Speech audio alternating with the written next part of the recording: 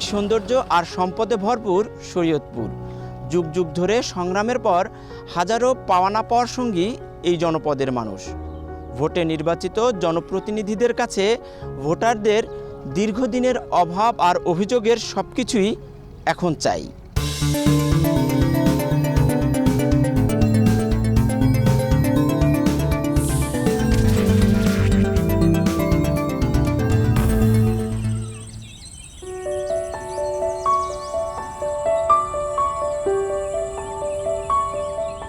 সুজলা সুফলা শস্য শ্যামলা, পদ্মা মেঘনা নদীঘেরা শরীয়তপুর জেলা।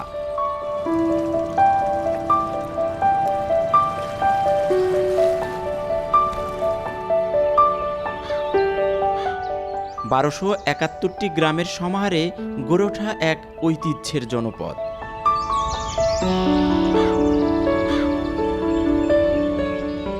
যুগের পর যুগ প্রকৃতি ও রাজনীতির দ্বৈত অভিঘাতে এই জনপদ চোখে পড়েছে সন্ধানীদের। মুঘল, সুলতানি কিংবা ঔপনিবেশিক ইংরেজ শাসন প্রতিটি আমলেই ভৌগোলিক ও অর্থনৈতিক কারণে এই অঞ্চল পেয়েছে বিশেষ মর্যাদা। নদীকেন্দ্রিক যোগাযোগ, কৃষি ও মৎস্য অর্থনীতি শাসকদের দৃষ্টি আকর্ষণ করেছে বারবার। বিভিন্ন সময়ে বরিশালের ইদিলপুর পরগনা ও মুন্সিগঞ্জের বিক্রমপুর পরগনার অধীনে থাকলেও স্বাধীনতার পর 1174.05 বর্গ কিলোমিটার এলাকা নিয়ে গঠিত হয় শরীয়তপুর জেলা। গঠনের পর প্রশাসনিক গুরুত্ব বাড়ে বহুগুণ। সৃষ্টি হয় 6টি উপজেলা, 8টি থানা ও 3টি সংসদীয় আসন, একটি নতুন সম্ভাবনার সূচনা নিয়ে।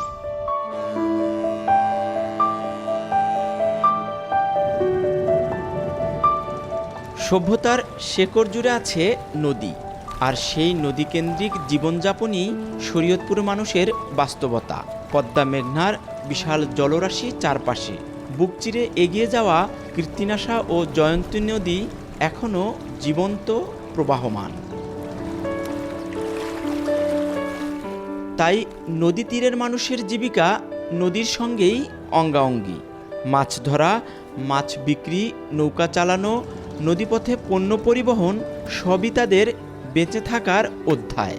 নিভৃতে নীরবে কাজ করে যাওয়া এই মানুষেরা দেশের অর্থনীতিতে অবদান রাখলেও উন্নয়নের স্রোত ছুঁয়ে যায় না তাদের ঘর দরজায়। সদাই বঞ্চনার চক্রে বন্দী এ জনগোষ্ঠীর প্রশ্ন, কে হবেন আমাদের ত্রাণকর্তা? নদী অঞ্চল মানুষগুলো খুব অভাবী, কারণ এই মাছ ধরা ছাড়া তো আর কোনো কাজ নাই। কোনো সরকার ওই জেলেদের জন্য কোনো সুব্যবস্থা রাখে নাই। সরকার যেমন কৃষি ঋণের ব্যবস্থা রাখছে, এরকম জেলে ঋণের ব্যবস্থা রাখতো তো দেশটা আরো উন্নত হইতো। পদ্মা তো সব ভাঙে, নদীতে ভাঙলে এইসব মানুষ কাছাকাছি থাকে, নদীর কাছাকাছি থাকে, নিরুপে কই দিব এই জালে মাছ ধরার ব্যবসা বাণিজ্য করে। এই সরকার আমাকে একটা মৎস্য ব্যাংক বানায় দিত, এলে আমরা আরো দাঁড়াতে দাদন মতন দিতাম না, যে টাকা আরো ধরে না এই টাকাটা আমরা হইতাম, বুঝলেন। এই সরকার আলিয়ে যেমন আমাকে এটা করে দিলে সুযোগ সুবিধা ভালো হইতো আর কি। যখন মাছগুলো পরে তখন মাছের দামগুলো কমে যায়, তো কমার পরে মাছগুলো তো আমরা রাখার মতো ক্যাপাসিটি নাই, বা এটা যে ফ্রিজ জাতীয় একটা জিনিস এও নাই। যদি এগুলো সরকার করে দিত, ওই মাছটা রেখে দিলে আমরা পরবর্তীতে নিয়ে পয়সা উপার্জন করতে পারতাম, দামও বেশি পাইতাম।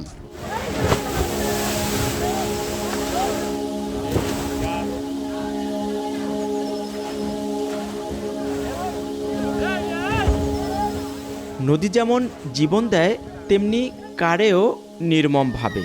শরীয়তপুরের নদী ভাঙন যেন এক স্থায়ী শোকাবহ ইতিহাস। যুগের পর যুগ পরিবারগুলো নিঃস্ব হয়েছে, ভিটেমাটি হারিয়ে আশ্রয়হীন হয়ে অন্যের জমিতে ভাড়া বা যাযাবর জীবন। বছর ফুরোয় সরকার বদলায়, কিন্তু বদলায় না তাদের ভাগ্য। তাদের দাবিও সামান্য, আশ্বাস নয়, আশ্রয়। আমরা তো মনে করেন ছোটোবেলা থাকতে যে নদীতে আমাকে ভাঙতেছে, চর পড়তেছে, আবার যাইতেছি, আবার এমনি একজনের জায়গায় বসবাস করতেছি, আবার মনে করেন চর জায়গায় আবার যাই, আবার আসি, পরের ক্ষেত্রেই থাকি। আমাদের বর্তমানে সমস্যা হলো আমাদের বাড়িঘরগুলো চরে বিলীন হয়ে গেছে। আমরা প্রায় 200, 250, 300 পরিবার এখানে আসছি। আমাদের জায়গা জমিন নাই এবং যাওয়ার কোনো জায়গা নাই, এমন একজন প্রতিনিধি হোক আমাদের যিনি দুর্দশা বোঝে। আমাকে খেয়ে ওখানে জায়গা জমি নিয়েছে গাঙ্গে ভেঙ্গা, ওখানে আমরা থাকবো কোথায়? গরিব মানুষ অর্থ নেই, কেবল জমি কিনে রাখবো কি খাজনাদার রাখবো? এরকম সরকারে আমরা চাই যে আমাদের জন্য একটু ব্যবস্থা করে দেয়।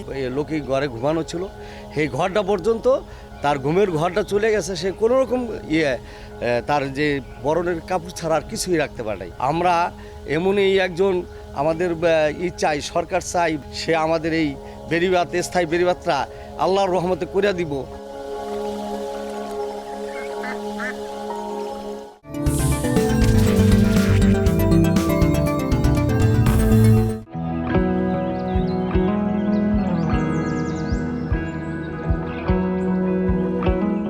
কৃষি শরীয়তপুরের অর্থনীতির মূল চালিকা শক্তি।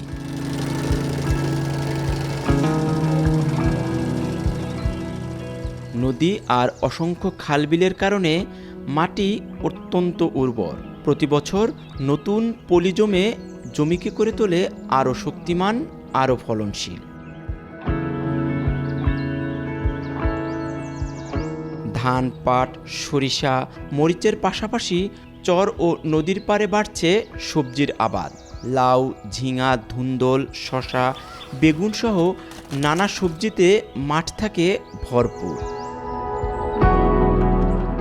উচ্চমূল্যের মশলা জাতীয় ফসল কালোজিরা ও ধনিয়ার জন্য উপযুক্ত এখানকার মাটি।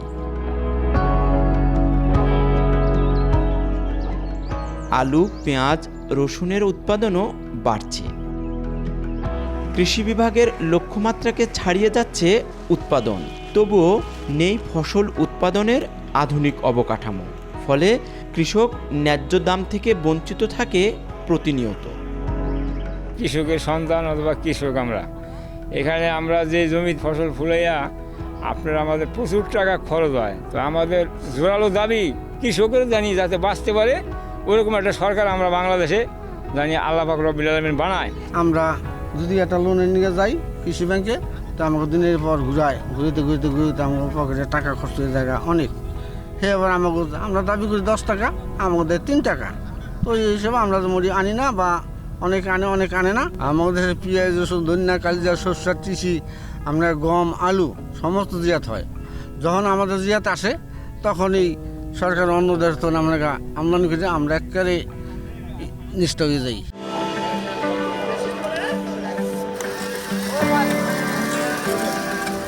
কাজিরহাট, মোল্লারহাট, মিরাসার চাষিবাজার এসব হাটবাজারই জেলার কৃষি অর্থনীতির কেন্দ্রবিন্দু।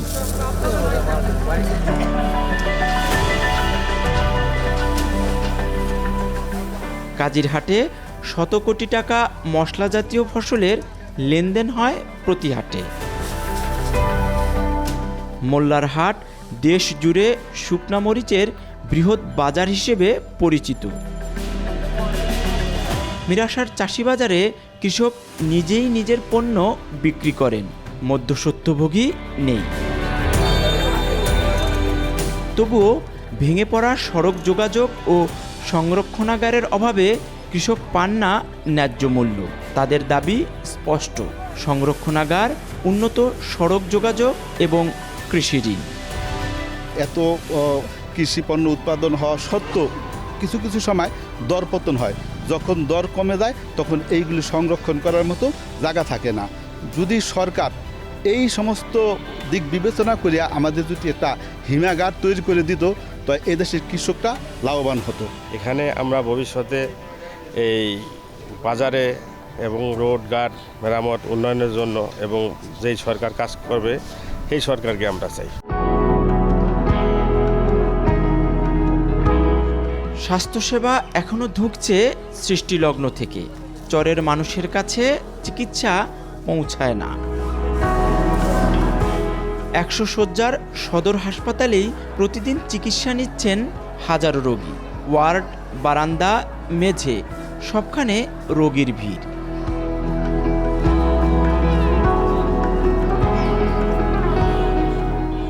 $250 শয্যার আধুনিক হাসপাতাল নির্মাণের উদ্যোগ নেওয়া হলেও 6 বছরেও উদ্বোধন হয়নি। অসমাপ্ত ভবন নাগরিকদের মৌলিক অধিকারের প্রতি এক নির্মম উপহাস। মানুষের একটাই দাবি, চিকিৎসার ন্যূনতম অধিকার। অবস্থা বেশি ভালো না, আমরা রোগীর কোনো ট্রিটমেন্ট ঠিকমতো পাইতেছি না, ডাক্তার পাই না, ডাক্তার পাইলে এটা পাই না, ওইটা পাই না। ডাক্তার আছে অল্প, রুগী অনেক বেশি, এক্সাই যা আছে সব পুরা অন্য জায়গাতে করাইতে হয়, এই জায়গায় কোনো কিছু চিকিৎসা পাই না। আমগো নতুন সরকারের কাছে দাবি, যে কোনো সরকার আসুক, যে আমগরে এখানে স্বাস্থ্যসেবা ভালো করবে।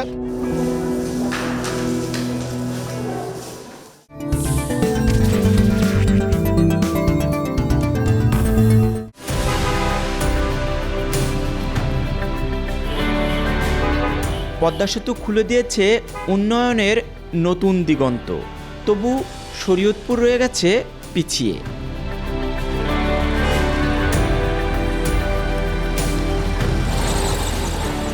দুটি সড়ক 4 লেন উন্নীত করার প্রকল্প বারবার সময় বাড়লেও অগ্রগতি সামান্য। ভাঙাচোরা রাস্তায় দুর্ঘটনা, দুর্ভোগ, সময় নষ্ট সবই জীবনের অংশ হয়ে গেছে। মানুষের আকাঙ্ক্ষা একটাই, যোগাযোগের উন্নয়ন, দ্রুততার ছোঁয়া। শরীয়তপুর চাঁদপুর এবং শরীয়তপুর ঢাকার যেই সড়ক দুইটি মেইনলি রয়েছে, এই দুটি সড়কের অনুন্নয়নের কারণে কৃষি বা অন্যান্য খাতগুলো পিছিয়ে আছে। সাধারণ জনগণের যেই যাতায়াতগুলো রয়েছে সেখানে অনেক দুর্ভোগ পোহাতে হচ্ছে আমাদেরকে। এখন আমরা চাই যে আমাদের এই দুইটি সড়কের উন্নয়ন আগে হোক।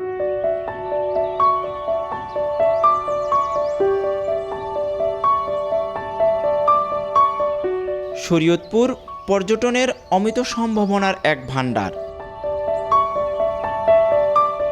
600 বছরের ধানুকা মনসা মন্দির, কার্তিকপুর জমিদার বাড়ি, মানসিংহের দুর্গ, মহিষারের দিঘি, ঐতিহাসিক বুড়িরহাট মসজিদ, রুদ্রকর মঠ, সমৃদ্ধ ইতিহাসের নিদর্শন ছড়িয়ে আছে সর্বত্র।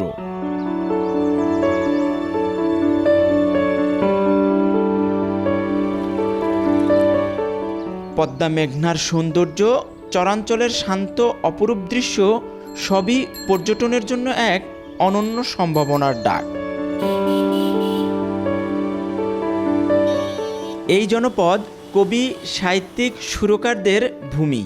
মোদের গরব, মোদের আশা, খ্যাত কবি অতুল প্রসাদ, কথাসাহিত্যিক আবু ইসাকের জন্মভূমি শরীয়তপুর। তবুও রাষ্ট্রীয় উদাসীনতায় এই সম্ভাবনা সঠিক পরিচর্যা পায়নি এখনো।